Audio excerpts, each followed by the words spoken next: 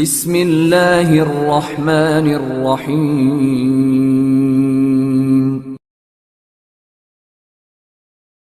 یاد رکھنا چاہیے میرے بھائیوں، تمام صحابہ جنتی ہیں۔ تمام صحابہ کیا ہیں؟ ہاں، قرآن میں وَكُلًّا وَعَدَ اللَّهُ الْحُسْنَى، تمام سے جنت کا وعدہ ہے۔ یہ طے ہے، صحابہ میں مراتب ہیں، الگ الگ مرتبے ہیں، لیکن تمام صحابہ جنتی ہیں۔ یہ سب، اس کو آپ سب بتائیے میرے ساتھ، سب صحابہ کیا ہیں؟ سب صحابہ جنتی ہیں، یاد رکھنا چاہیے۔ اور ان میں خاص مقام والے عشرہ مبشرہ بالجنہ، جن 10 صحابی خوش نصیب صحابہ کو جناب رسول اللہ صلی اللہ علیہ وسلم نے جنت کی بشارت سنائی، خلفائے راشدین بھی انہی میں ہیں، اور حضرت عثمان غنی رضی اللہ تعالیٰ عنہ اس میں تیسرے نمبر پہ ہیں۔ صحابہ کے بارے میں اپنا ذہن صاف رکھنا چاہیے میرے بھائیوں، درد سے عرض کر رہا ہوں، قرآن پر ایمان، احادیث پر ایمان، جناب رسول اللہ صلی اللہ علیہ وسلم پر ایمان اور محبت یہ مکمل نہیں ہے جب تک صحابہ کی محبت نہ ہو، صحابہ کی عظمت نہ ہو، صحابہ کے ساتھ جو ہے کیا کہتے ہیں ہمارا تعلق وہ نہ ہو جو مطلوب ہے۔ جتنے بھی گمراہ طبقے ہیں، گمراہ فرقے ہیں، وہ سب صحابہ کو نشانہ بناتے ہیں، اور ان کی سازش یہ ہے کہ یہ دین کے نقل کرنے والے ہیں، یہ دین کو پہنچانے والے ہیں۔ اگر ان پر اعتماد نہیں رہے گا تو دین پر بھی اعتماد۔ ہارون رشید کے دربار میں ایک بے دین کو لایا گیا جس کا نام شاکر تھا۔ ہارون رشید نے اس کو قتل کروایا، لیکن اس کو قتل کرنے سے پہلے پوچھا کہ تو یہ بتا کہ تم لوگ جو ہے تیری جماعت اور تو صحابہ کو کیوں نشانہ بناتے ہو؟ اس راز سے پردہ اٹھا تو اس شاکر نے کیا کہا امیر المومنین، ہم ناقل کو مجروح کرتے ہیں تاکہ منقول مجروح ہو جائے۔ اس لفظ کو غور سے سنا ہے، کیا کہہ رہے ہیں؟ ناقل کو کیا کرتے ہیں؟ مجروح کا، یعنی کیا، اپنے آسان الفاظ میں سمجھاؤں گا کہ ہم نقل کرنے والوں کو بے اعتبار ثابت کرتے ہیں تاکہ جو چیز وہ نقل کر رہے ہیں وہ بھی بے اعتبار نعوذ باللہ ثابت ہو جائے۔ تو اس کا مطلب کیا ہوا کہ ہم صحابہ رضوان اللہ علیہم اجمعین پر عیب لگاتے ہیں، تہمتیں لگاتے ہیں، الزامات لگاتے ہیں، کیوں؟ تاکہ یہ قوم بے اعتبار ہو جائے نعوذ باللہ۔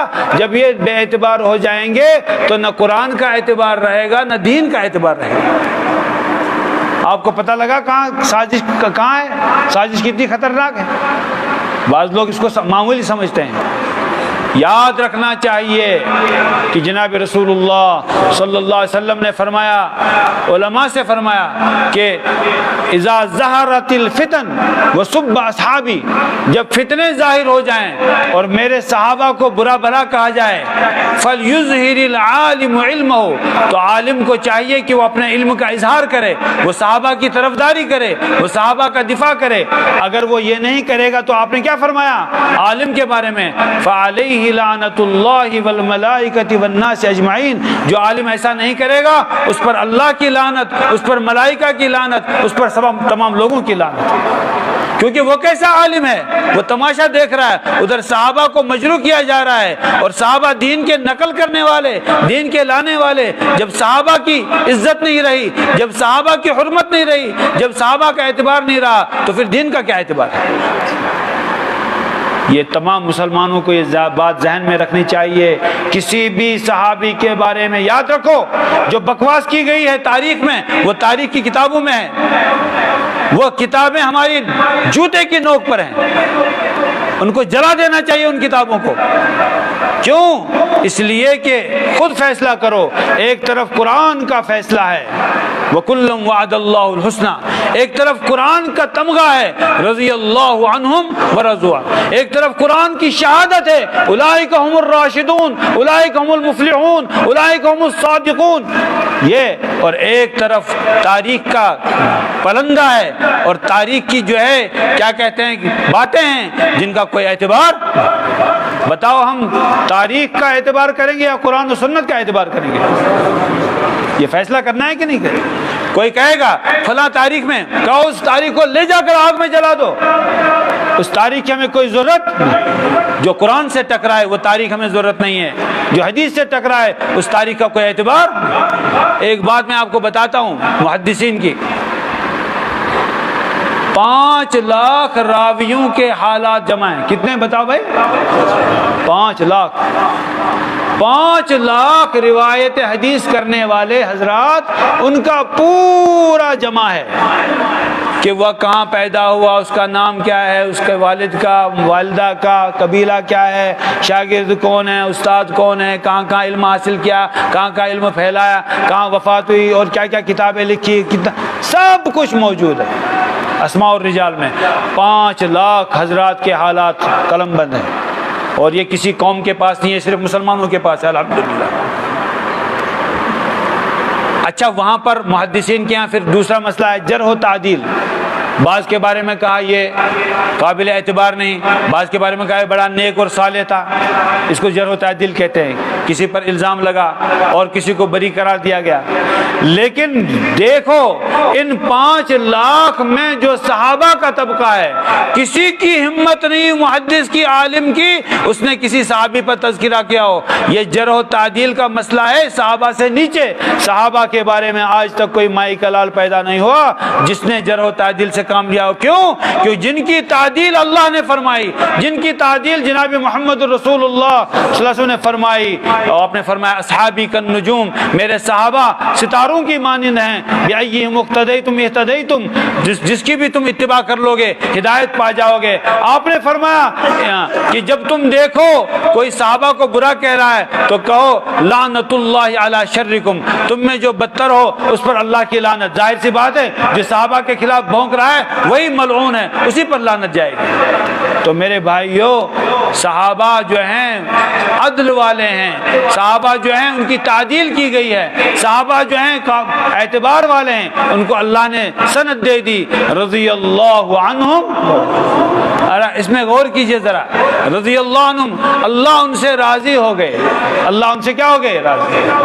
اور اللہ ان سے راضی، ورضوا عنہ، اور صحابہ اللہ سے راضی ہو گئے۔ ذرا غور کیجئے، اللہ کو کیا ضرورت ہے کوئی اس سے راضی ہو؟ اللہ تعالیٰ سے کوئی راضی نہ ہو تو اللہ کا کچھ بگڑے گا؟ نہیں۔ دیکھو یہ محمد صلی اللہ علیہ وسلم کے ساتھی ہیں، یہ صحابہ ہیں، فرمایا کہ ان کے راضی کرنے کا میں بھی اہتمام کرتا ہوں، ان کا دل خوش ہو جائے۔ اسی لیے خطبے میں پڑھتے ہیں، خطبے میں کیا پڑھتے ہیں؟ اللہ اللہ فی اصحابی، اللہ سے ڈرو۔ اللہ کے نبی صلی اللہ علیہ وسلم کا ارشاد ہے اللہ سے ڈرو۔ ترمذی شریف کی حدیث ہے کہ اللہ سے ڈرو، اللہ سے ڈرتے رہنا میرے صحابہ کے متعلق، ان کا درجہ اتنا ہے تم سوچ بھی نہیں سکتے۔ آپ نے فرمایا اگر میرے صحابی، کسی میرے صحابی نے اللہ کی راہ میں جو یا کیا کہتے ہیں کھجور یا کیا کہتے ہیں گیہوں آدھا سیر دیے ہوں یا 1 سیر دیا ہو، اور بعد کا کوئی آنے والا کوہ احد کے برابر سونا خرچ کرے، اب بتائیے ذرا 1 کلو یا آدھے کلو جو کی کوہ احد کے برابر سونے کے بارے میں کیا ہے، مقابلے میں کیا حیثیت ہے؟ کوہ احد کتنا بڑا پہاڑ ہے، مدینہ منورہ جو گئے اللہ سب کو پہنچا اپنے فضل سے، جو گئے ان کو بھی پہنچائے۔ مدینہ طیبہ میں جہاں بھی آپ ہوں گے وہاں آپ کو کوہ احد نظر آئے گا، بہت بڑا پہاڑ ہے۔ اور اللہ کے نبی صلی اللہ علیہ وسلم نے فرمایا ھذا جبل یحبنا ونحبہ، یہ ایسا پہاڑ ہے ہم اس سے محبت کرتے ہیں، یہ ہم سے محبت کرتا ہے۔ آپ نے فرمایا یہ جنت کا پہاڑ ہے، ہاں کوہ احد بہت بڑا۔ تو اللہ کے نبی صلی اللہ علیہ وسلم فرماتے ہیں کہ دیکھو اگر بعد میں آنے والا کوئی، تابعین سے شروع کرو، اگر کوئی کوہ احد کے برابر سونا اللہ کی راہ میں خرچ کرے گا، کتنا سونا ہوگا بھائی؟ اندازہ لگا رہے ہو؟ اور میرے کسی صحابی نے 1 سیر یا آدھا سیر جو یا گیہوں وغیرہ اللہ کی راہ میں صدقہ کیا ہو، تو بعد والے کا کوہ احد کے برابر سونا خرچ کرنا اس کے آدھے سیر کے برابر نہیں ہے۔ یہ کیا شان ہے صحابہ کی! تو آپ نے فرمایا اللہ اللہ فی اصحابی، اللہ سے ڈرتے رہنا میرے صحابہ کے بارے میں، لا تتخذوہم غرضا من بعدی، میرے بعد ان کو نشانہ مت بنانا، اپنے کلام سے، اپنی زبان سے، اپنے قلم سے، اپنی گفتگو سے، ہرگز نہیں۔ اور پھر ایک بات بتا دی، فمن احبہم فبحبی احبہم، جس نے صحابہ سے محبت کی اس نے میری محبت کی وجہ سے ان سے کیا کی؟ یاد رکھنا، جیسے انبیاء علیہ السلام چن کر آتے ہیں، اللہ ان کو چن کر بھیجتا ہے، ایسے صحابہ کو بھی چنا گیا ہے، صحابہ کی جماعت کو چنا گیا ہے۔ اسی لیے امت کا عقیدہ ہے کہ بعد کا آنے والا کوئی کتنا بڑا ولی خدا ہو، غوث ہو، قطب ہو، ابدال ہو، پتہ نہیں کیا ہو، وہ کسی چھوٹے سے چھوٹے صحابی کی گرد کو نہیں پہنچ سکتا۔ یہ امت کا عقیدہ ہے، صحابہ کی یہ شان ہے۔ تو اللہ کے نبی صلی اللہ علیہ وسلم نے فرمایا، ترمذی شریف کی حدیث ہے، اللہ اللہ فی اصحابی، خطبے میں پڑھی جاتی ہے یہ بات، خطبے میں ہر جمعے کو پڑھی جاتی ہے، اللہ سے ڈرو، اللہ سے ڈرو میرے صحابہ کے متعلق، لا تتخذوہم غرضا من بعدی، میرے بعد میرے صحابہ کو نشانہ مت بنانا، ان سے ان کے بارے میں بد زبانی مت کرنا، بد کلامی مت کرنا، بلکہ بدگمانی بھی مت کرنا۔ فمن احبہم فبحبی احبہم، جس نے میرے صحابہ سے محبت کی اس کو میرے ساتھ محبت ہے، اسی لیے میرے شاگردوں سے محبت ہے، میرے طلباء سے محبت ہے، میرے تربیت یافتہ صحابہ سے محبت ہے، میرے رفقا سے محبت ہے، میرے ہمدموں اور میرے ساتھیوں سے محبت ہے۔ ومن ابغضہم فببغضی ابغضہم، اور جس بد نصیب اور بدبخت کو صحابہ کے ساتھ بغض ہے اس بدبخت کو پہلے میرے ساتھ بغض ہے۔ اللہ کے رسول صلی اللہ علیہ وسلم فرما رہے ہیں، جس کو صحابہ سے بغض ہے اس کو کس کے ساتھ بغض ہے؟ جناب رسول اللہ۔ اب ان لوگوں کے ایمان کا جائزہ لیجئے جو حضور صلی اللہ علیہ وسلم کی تعریفیں کرتے ہیں اور کیا کہتے ہیں، لیکن صحابہ کے ساتھ، صحابہ کے بغض سے ان کے دل بھرے ہوئے ہیں۔ حضور نے فرمایا مجھے تمہاری محبت کی ضرورت نہیں، تمہاری محبت کا کوئی اعتبار نہیں، کیونکہ اگر میرے صحابہ سے تم کو بغض ہے تو میرے ساتھ بھی تمہیں بغض ہے۔ اور فرمایا ومن آذاہم فقد آذانی، جس نے صحابہ کو ایذا پہنچائی اس نے جناب محمد الرسول اللہ صلی اللہ علیہ وسلم کو ایذا پہنچائی۔ ومن آذانی فقد آذ اللہ، جس نے مجھے ایذا پہنچائی اس نے اللہ پاک کو ایذا پہنچائی۔ ومن آذ اللہ فیوشک ان یاخذہ، اور جو بدبخت اللہ پاک کو ایذا دینے کی ناکام کوشش کرے گا اللہ تعالی اس کو اپنے عذاب میں عنقریب پکڑ لیں گے۔ تو میرے بھائیوں طے کر لو انشاءاللہ کہ مرتے دم تک صحابہ کی محبت کو سینے سے لگائیں گے انشاءاللہ۔ یہ ہمارا متاع، یہ ہماری متاع ہے، یہ ہمارا سرمایہ ہے۔ واللہ اگر عمل میں کوتاہی ہو جائے، جی نمازوں میں کوتاہی ہو جائے، زکوٰۃ میں، حج میں، اللہ پاک معاف فرما دیں گے اپنے فضل سے۔ خدا کی قسم اگر ہم صحابہ کی محبت اور صحابہ کی محبت سے بھرا ہوا دل لے کر پہنچ گئے یقیناً ہماری مغفرت ہوگی انشاءاللہ۔ لہذا صحابہ کے ساتھ گستاخی کا آج کل بہت زیادہ بدتمیزیاں ہو رہی ہیں، صحابہ کے بارے میں قلم چل رہے ہیں، زبانیں چل رہی ہیں، خدا کی قسم وہ اللہ کے غضب کو دعوت دے رہے ہیں۔ یہ وہ جماعت ہے، فرماتے ہیں عبداللہ ابن مسعود رضی اللہ عنہ، اولئک الذین اختارہم اللہ تعالی لصحبت نبی، یہ وہ جماعت ہے جن کو اللہ نے اپنے نبی کی صحبت کے لیے چن لیا۔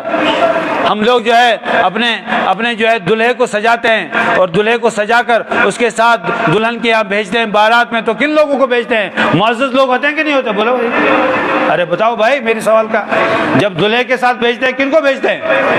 ہاں فلاں مولانا صاحب، فلانا مفتی، فلاں مفتی صاحب، فلاں جج صاحب، فلاں وکیل صاحب، فلاں منسٹر صاحب، فلاں مسٹر صاحب، جو بھی اچھے اچھے خاندان میں ان کو چن کے بھیجتے ہیں کہ ہمارے دلہے کی عزت بڑھے گی۔ ٹھیک ہے، تو بھائی اللہ پاک نے اس کائنات کا دلہا کن کو بنایا؟ جناب محمد رسول اللہ صلی اللہ علیہ وسلم۔ ان کے ساتھ جو براتی ہیں وہ کون؟ حضرات صحابہ رضوان اللہ علیہ۔ تو ایسا ہو سکتا ہے صحابہ بغیر انتخاب کے ہوں؟ وہ بھی چنے گئے ہیں، وہ بھی کیا ہیں؟ اللہ تو ان کو چن رہا ہے، اللہ تو ان کو اولئک هم المفلحون، اولئک هم الراشدون، کنتم خیر امہ، اولئک هم الصادقون رضی اللہ عنہ ورضوان عنہ کے لقب دے رہا ہے، اور تم جو ہے بد کلامی اور بد زبانی اور بدگمانی نافرمانی کر رہے ہو کہاں اللہ کے عذاب سے بچ سکتے ہو؟ تو میرے بھائیوں، حضرات صحابہ رضوان اللہ علیہم اجمعین نے اپنے خون پسینے سے محنت کر کے یہ قرآن ہم تک پہنچایا۔ ان کی محبت ہمارا جزو ایمان ہے، ان کی محبت ہمارا سرمایہ ہے، ان کی محبت اللہ تعالیٰ یہ ہمارے جو کیا کہتے ہیں امیر کبیر میر سید علی حمدانی رحمۃ اللہ علیہ، اللہ ان کی قبر کو منور فرمائے۔ انہوں نے کیا فرمایا؟ انہوں نے فرمایا رضینا باللہ تعالی ربا وبالاسلام وبمحمد صلی اللہ علیہ وسلم نبیا ورسولا وبالقرآن اماما۔ یہ تین تو قبر کے سوالات ہیں، قبر کے سوالات ہیں۔ کیا کہ اللہ ہمارے رب ہیں، اسلام ہمارا دین ہے، اور محمد صلی اللہ علیہ وسلم ہمارے نبی اور رسول، اور قرآن ہمارا امام ہے۔ قرآن ہمارا قرآن امام ہے میرے بھائیوں۔ حدیث میں آتا ہے جب یہ بندہ تینوں سوالوں کے جواب دے دے گا تو فرشتے پوچھیں گے تو نے کہاں سے معلوم کر لیا؟ تو وہ کہے گا کہ میں نے قرآن پڑھا۔ کیا پڑھا؟ قرآن سے ہی وہاں بھی بخشے جائیں گے، قرآن سے ہی وہاں بھی بیڑا پار ہوگا۔ حدیث میں مشکات کی حدیث میں آتا ہے ان سے وہ پوچھیں گے فرشتے تو نے جو تینوں جواب دے دیے اچھے تو کیسے یہ جواب دے پایا؟ وہ کہے گا میں نے قرآن کی تلاوت کی، میں نے قرآن کے جو حلال کو حلال جانا، حرام کو حرام جانا، قرآن پر عقیدہ رکھا، قرآن سے محبت رکھی، قرآن کی برکت سے اللہ نے مجھے ان سوالوں میں کامیاب فرمایا۔ اسی لیے حضرت میر سید علی حمدانی کہتے ہیں وبالقرآن اماما، قرآن ہمارا امام ہے، وبالکعبۃ قبلہ، کعبہ ہمارا قبلہ ہے، وبالصلاۃ فریضہ، نماز ہم پر کیا ہے؟ فرض ہے، وبالمؤمنین اخوانا، مومن سب آپس میں بھائی ہیں، وبی حضرت صدیق، حضرت صدیق اکبر رضی اللہ تعالیٰ۔ یہ میں نہیں کہہ رہا ہوں، یہ کون ہے؟ حضرت میر سید علی، 700 سادات لے کر جو کشمیر میں اسلام لے کر آئے، انہی کے مرہون منت ہیں، اللہ ان کی قبروں کو منور فرمائے۔ وہ جو دین لے کر آئے وہ سنیوں کا دین تھا، وہ اہل سنت والجماعت کا دین تھا، وہ کوئی اور دین نہیں۔ آپ کو کوئی بہکائے گا، ورگلائے گا، کچھ اور بکواس سنائے گا، اس پر مت جاؤ، کہو ہم تو شاہ ہمدان والے دین پر ہیں، اور شاہ ہمدان کا دین ہے وبی حضرت صدیق وبالفاروق وبذی-النورین وبالمرتضی ائمہ، یہ سب ہمارے کیا ہیں؟ امام ہیں۔ اور پھر حضرت شاہ ہمدان آخر میں اللہ سے دعا مانگتے ہیں علی ھذی الشہادہ نحیا ونموت، اسی شہادت پر ہم زندہ رہیں گے، اے اللہ ہم کو اسی شہادت پر زندہ رکھنا، وعلیہا نموت، اسی شہادت کو دیتے دیتے ہم مریں گے انشاءاللہ، وعلیہا نبعث انشاءاللہ، اور یہی شہادت دیتے دیتے ہم قیامت کے دن اور جو ہے میدان محشر میں کھڑے ہوں گے، اس وقت بھی یہ گواہی دیں گے ہمیں ان سب کے ساتھ کیا ہے؟ محبت ہے، یہ ہمارے امام ہیں، یہ ہمارے سربراہ ہیں، یہ ہمارے سرتاج ہیں۔ خدا کی قسم یاد رکھو، جو قوم صحابہ کا بغض دل میں پالتی ہے ان کو اللہ نے قرآن کی دولت سے محروم کر دیا۔ ان کو چیلنج ہے کہ ایک حافظ پیش کر دو۔ ایک قوم ہے وہ قرآن، وہ صحابہ سے بغض رکھتی ہے، ان کو چیلنج ہے قیامت تک کے لیے ایک حافظ پیش کر کے دکھا دو۔ ایک حافظ نہیں کر سکتے قیامت تک۔ بلکہ کیا ہوا، اورنگزیب رحمۃ اللہ علیہ کے دور میں انہوں نے ایک سنی حافظ کو ورگلا کر، پیسے دے کر، لالچ دے کر تیار کر لیا کہ تم ہماری طرف سے حافظ بن جاؤ، پیسہ اتنا ملے گا۔ وہ تیار ہو گیا۔ اب جو سب حیران ہو گئے کہ اس طبقے میں کیسے حافظ آ گیا، یہ تو ان کو تو قرآن پہ ایمان نہیں، صحابہ کے ساتھ بغض ہے، پریشان ہو گئے۔ تو اب وہ سنی حافظ کو ورگلا رکھا تھا، تو اب کیا ہوا کہ اورنگزیب کے زمانے میں ان کے استاد تھے ملا جیون رحمۃ اللہ علیہ، ملا جیون رحمۃ اللہ، ان کی کتاب پڑھائی جاتی ہے نور الانوار، ان کی کتاب پڑھائی جاتی ہے ہمارے نصاب میں، ملا جیون رحمۃ اللہ علیہ، ان کی تفسیرات احمدیہ بھی کتاب ہے مشہور۔ تو ملا جیون کو مقرر کر دیا، اللہ والے تھے۔ بادشاہ نے کہا آپ اس کا امتحان لیجئے، یہ ہے تو اس طبقے سے جو صحابہ کا بغض رکھتا ہے، لیکن کہہ رہا ہے میں کیا ہوں؟ حافظ، ہمیں تو سمجھ میں نہیں آ رہی، آپ ذرا امتحان لے لو۔ ملا جیون نے کہا اچھا بھائی تم حافظ ہو؟ کہا ہاں جی۔ اچھا تم اہل سنت میں سے؟ کہا نہیں۔ کہا اہل سنت میں سے نہیں ہو تو پھر حافظ کیسے ہوئی؟ تو سمجھ نہیں آئی بات۔ تو وہ غصہ ہو کے کہنے آپ کو کیا ہے جی ملا جی، آپ ان کا امتحان لیجئے، آپ کو اس سے کیا بحث ہے، آپ امتحان لیجئے۔ کہا بھائی ٹھیک ہے امتحان لوں گا۔ تو نے کہا بھائی زیادہ مشکل کیا پوچھوں گا تجھ سے، تو حافظ ہونے کا دعویٰ بھی کر رہا ہے، ادھر کہہ رہا میں اہل سنت میں سے بھی نہیں ہوں. سمجھ میں تو بات آ نہیں رہی ہے. صحابہ کا بغض ہوتے ہوئے کیسے تجھے قرآن یاد ہو جائے گا؟ لیکن چلو تم کہہ رہے ہو، چلو سورہ فاتحہ سنو. کیا کہا؟ سورہ تو اعوذ باللہ بسم اللہ مشکل سے اس نے پڑھی، اب اس کی بولتی بند ہو گئی، پڑھ ہی نہیں پا رہا. کہا پڑھو پڑھو پڑھو بھائی، بڑے دعوے ہو رہے تھے. اور یقینی بات ہی یہ بات سن لو کہ بے ایمان ہونے سے پہلے وہ پکا حافظ تھا، اس کو اسی لیے خریدا گیا تھا. سورہ فاتحہ میں نہیں چل پایا، بیٹھ گیا. اب جو اس کو پڑھو بھائی پڑھو. میں نے تو زیادہ مشکل سوال بھی نہیں پوچھا، سورہ فاتحہ تو عام مسلمان کو بھی یاد ہوتی ہے. اب اس کو سمجھ میں آ گیا کہ میں پھنس گیا، میں بڑی دولت سے محروم ہو گیا. وہ فوراً پاؤں پڑ گیا اور رونے لگا. کہا حضرت مجھے معاف کر دو، ان بدبختوں نے مجھے جو ہے خرید لیا تھا، میں توبہ کرتا ہوں، میں جو کیا کہتے ہیں اس سے برات کا اظہار کرتا ہوں اور میں واپس اہل سنت والجماعت کے عقیدے میں آتا ہوں. میں صحابہ کی عظمت اور محبت کا قائل ہوں. اور اس نے توبہ کی تو حضرت نے پھر سوالات کیے اور پھٹافٹ اس نے جواب دیا. پھٹافٹ کیا دے دیا؟ تو یاد رکھو یہ اللہ کا قانون ہے، جو جماعت ہم تک قرآن لائی، جو جماعت ہم تک سنت لائی، جو جماعت ہم تک دین لائی، اگر ان سے بغض کر رکھو گے اللہ تعالیٰ اپنے کلام سے، اپنے نبی کی سنت سے محروم کر دیں گے. سوال ہی پیدا نہیں ہوتا. لہٰذا میرے بھائیوں، اس قرآن پر صحابہ کی محنتیں لگی ہیں، ان کا خون لگا ہے، ان کی قربانیاں لگی ہیں، انہوں نے وطن کو چھوڑا. آپ جائیے جنت البقیع میں، زیادہ سے زیادہ 10,000 صحابہ وہاں دفن ہیں، جبکہ حجۃ الوداع میں 1,24,000 کم و بیش صحابہ موجود تھے. سوچنے کی بات ہے، اگر 10,000 وہاں ہے تو باقی 1,14,000 کہاں چلے گئے؟ 1,14,000 کہاں چلے گئے؟ بس ان کو تو اقبال نے کہہ دیا، دی اذانیں کبھی یورپ کے کلیساؤں میں، کبھی افریقہ کے تپتے ہوئے صحراؤں میں، دشت تو دشت تھے دریا بھی نہ چھوڑے ہم نے، بحر ظلمات میں دوڑا دیے گھوڑے. ہم ہر جگہ یہ قرآن کا پیغام لے کر پہنچ گئے. سیدنا ابو ایوب انصاری رضی اللہ تعالیٰ عنہ، مدینہ منورہ سارا منتظر ہے، اللہ کے نبی صلی اللہ علیہ وسلم ہمارے گھر تشریف لائے. آپ نے فرمایا میری اونٹنی کو چھوڑ دو، دعوها فإنها مأمورہ، اس کو چھوڑ دو، اس کو اللہ کی طرف سے حکم ہے، جہاں اللہ خدا کا حکم ہے وہ وہیں جا کے بیٹھے گی. اب یہ اونٹنی جا رہی ہے، ادھر بھی لوگ کھڑے ہیں، بنو نجار آپ صلی اللہ علیہ وسلم کا نانیہالی قبیلہ ہے، وہ کہہ رہے ہمارے یہاں آئیے، دوسرے کہہ رہے ہمارے یہاں آئیے، لیکن آپ صلی اللہ علیہ وسلم نے فرمایا کسی کے یہاں نہیں، اللہ کے حکم سے جاؤں گا. اونٹنی جا کے کہاں بیٹھتی ہے؟ سیدنا ابو ایوب انصاری رضی اللہ عنہ کے گھر پر. وہ ابو ایوب انصاری جن کے گھر میں آپ صلی اللہ علیہ وسلم تشریف فرما ہوئے اور وہیں رہے، وہ ابو ایوب انصاری، ان کی قبر آپ مدینہ منورہ میں ڈھونڈیں گے نہیں ملے گی. ان کی قبر مبارک ہے قسطنطنیہ میں، ترکی میں ہے. وہ وہاں قرآن کی دعوت لے کر پہنچے.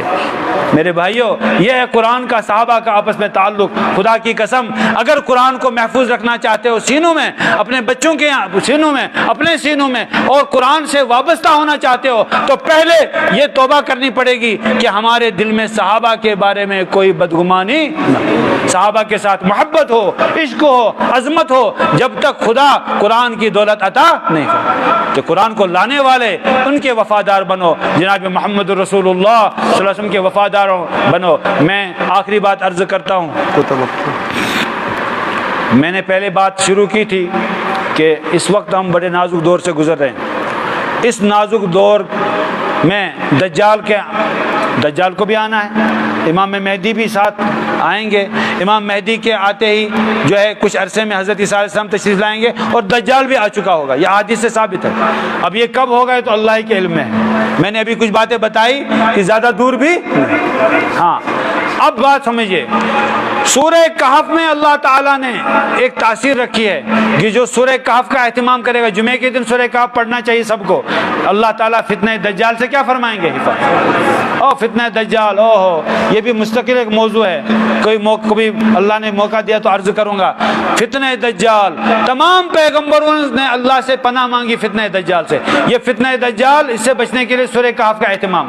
سورہ کہف میں اللہ تبارک و تعالیٰ نے اصحاب کہف کا واقعہ بیان فرمایا اور اس کے بعد کچھ چیزیں ارشاد فرمائی جو میں نے آیت پڑھی تھی شروع میں، وَاتْلُ مَا أُوحِيَ إِلَيْكَ مِنْ كِتَابِ رَبِّكَ. لا مبدل لکلمات. ایک تو قرآن پاک کی تلاوت، قرآن پاک کے ساتھ تعلق، قرآن پاک کی اتباع. تلاوت کے معنی یہ بھی آتے ہیں پڑھنا بھی، اتباع کرنا بھی.